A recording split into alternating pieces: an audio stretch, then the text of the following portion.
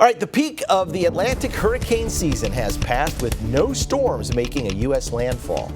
Right now, Tropical Storm Gabrielle is churning, but it's not expected to directly impact the United States. Lee Waldman joins us from New York. Lee, good evening. Brett, it's good to be with you.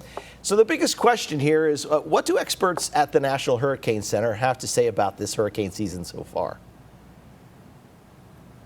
Well, Brett, the National Hurricane Center wants people to know who are in the typical path of hurricanes that impact the U.S. that we're not out of the woods for this hurricane season just yet. You mentioned Tropical Storm Gabrielle is churning right now, but it's not expected to make any kind of impact directly onto the U.S., but it's ending a nearly 3-week-long stretch during the peak of hurricane season. We spoke with the director of the National Hurricane Center, Michael Brennan, who says we shouldn't let our guards down. He looks back at just last year when Hurricane Helene and Hurricane Milton made devastating impacts on the United States. They happened late in the hurricane season, the end of September and early October, respectively.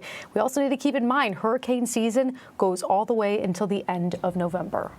So when was the last time we went this far into the Atlantic hurricane season and we didn't have any named hurricanes or named tropical storms making the U.S.? That's a great question. It's one we asked Brennan about. He says, let's look back to the 2013-2015 Atlantic hurricane season. We had no U.S. impact, landfall rather, for hurricanes in those seasons, but we did see a coastal impact for storms that were brewing and churning offshore of the United States. If we go to the end of the 2005 Atlantic hurricane season, we went all the way until 2017 before we saw an impact from a major hurricane making landfall in the United States. All right, so why is this year's hurricane season looking so different than last year's? What's the difference?